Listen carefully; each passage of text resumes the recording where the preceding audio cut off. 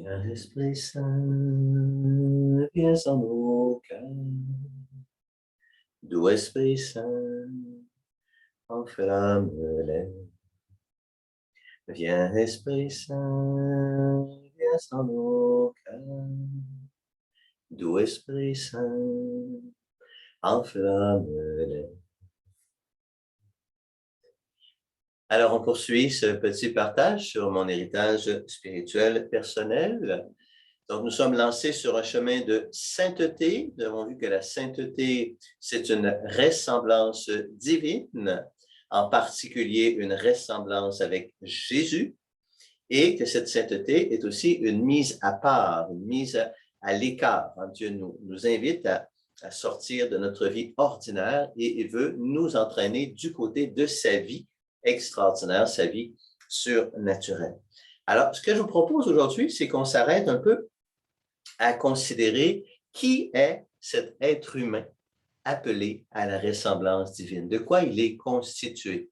Et on pourrait entrer dans des considérations très, très vastes sur l'être humain en tant que corps, âme, esprit, etc. Mais on va simplement s'arrêter à une image toute simple, une image biblique qui va nous accompagner tout au long de notre parcours. Et c'est l'image de la source qui traverse toute la Bible. Et j'aimerais qu'on prenne le temps de réentendre, entre autres, ce petit passage du prophète Jérémie. J'aime beaucoup le prophète Jérémie, qui dit ceci, c'est le Seigneur qui dit à travers le prophète Jérémie, « Oui, mon peuple a commis un double méfait. Ils m'ont abandonné, moi, la source d'eau vive, et ils se sont creusés des citernes fissurées qui ne retiennent pas l'eau. » Donc, ils m'ont abandonné, moi, la source d'eau vive, et ils se sont creusés des citernes fissurées qui ne retiennent pas l'eau. Et déjà, ce verset nous indique deux questions sur lesquelles on reviendra éventuellement. D'abord, l'identité de la source, qui sera importante. C'est quoi? C'est qui cette source d'eau vive? Et la possibilité de se détourner de cette source d'eau vive pour aller puiser ailleurs. Vous voyez? Alors, cette source, évidemment, l'image de la source revient constamment. Vous vous souvenez sans doute du prophète Ézéchiel, la source qui jaillit du temple et qui descend dans le fleuve. Et là, sur les rives de la source poussent des arbres dont les feuilles sont des remèdes, dont les fruits nourrissent 12 mois par année. On reviendra à cette image. Jésus qui va dire, celui qui croit en moi, de son cœur jailliront des fleuves d'eau vive, des sources d'eau vive, etc. Donc, l'image de la source. Mais pour le moment, j'aimerais juste qu'on prenne conscience de la réalité de cette source qui est en nous, qui est à la fois source de vie et source d'amour. D'abord, source de vie. La vie jaillit en nous comme une source. La vie, elle jaillit en nous. À chaque instant, je suis vivant, la vie jaillit en moi. La vie, elle monte en moi. Elle est là. À chaque instant, elle me traverse. Et quand je parle de la vie, évidemment, je ne parle pas seulement et pas d'abord de la vie biologique. La vie biologique qui est liée au fonctionnement des poumons, du cœur, des autres organes vitaux. Et que, bon, voilà, je suis vivant, biologiquement vivant, bien sûr. Et c'est de base. Si je ne suis plus vivant biologiquement, mais tout le reste ne tient pas non plus. Mais la source de vie, c'est pas de cela dont on parle. On pourrait parler, parfois on entend parler de la vie cérébrale, ou surtout de la mort cérébrale. Une personne est dans le coma, et là on va vérifier s'il y a encore de l'activité dans son cerveau. Donc la mort cérébrale, c'est intéressant parce que ça nous aide à comprendre il y a d'autres sortes de vie, il n'y a pas seulement la vie biologique. Je peux être en vie biologiquement, mais être mort cérébralement. Alors, la vie dont on parle, c'est quoi? Comment on pourrait la nommer? Bon, on pourrait parler de la vie spirituelle. Mettons, pour utiliser un mot à la mode aujourd'hui très, très large.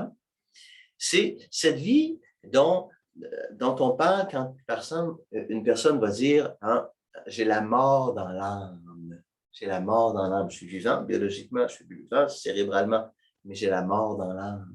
Ou bien, à l'inverse, quand on va voir une personne qui revit, cette personne-là, wow, elle est vraiment ressuscitée, elle a retrouvé le goût de vivre, elle a retrouvé la joie de vivre, elle est revenue à la vie, elle n'était pas morte, mais elle a vraiment retrouvé l'élan vital, la source de vie.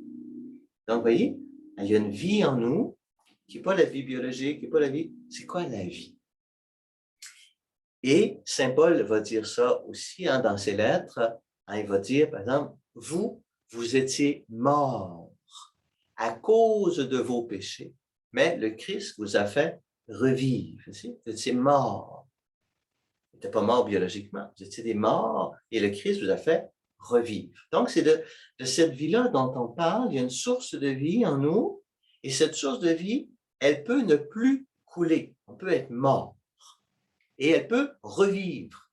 Donc, à quelque part, c'est une source qui est, à quelque sorte, intarissable. Ça, c'est une bonne nouvelle. Ça, c'est important de prendre conscience de cela. Alors, d'abord, prenons-en conscience. En temps de respirer, de prendre conscience qu'en nous, il y a une source de vie. Et ce sera la première question.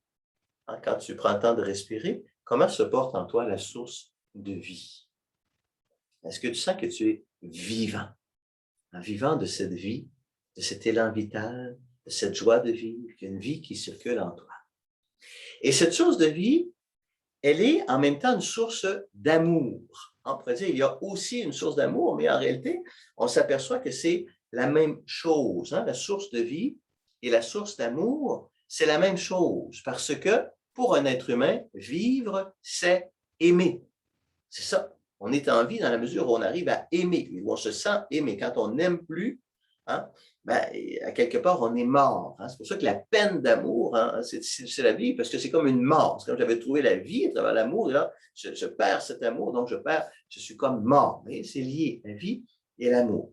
Mais l'amour, en nous, est aussi comme une source.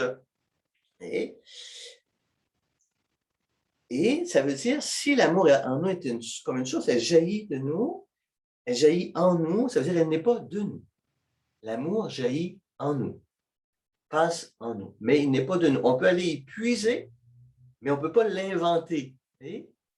Même s'il faut décider d'aimer, l'amour n'est pas la décision.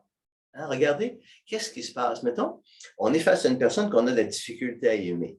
Et là, il monte en nous, dans toutes sortes d'émotions par rapport à cette personne, de haine, de colère, de vengeance, etc.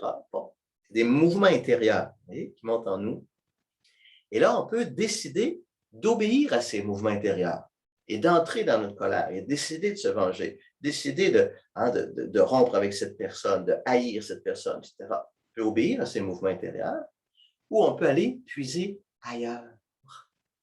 On peut aller puiser, il y a des mouvements intérieurs qui montent en nous, et Jésus va le dire, Jésus va dire, c'est de l'intérieur, c'est du cœur humain que viennent pensées perverses, vols, meurtres, etc., où on peut décider d'aller puiser ailleurs.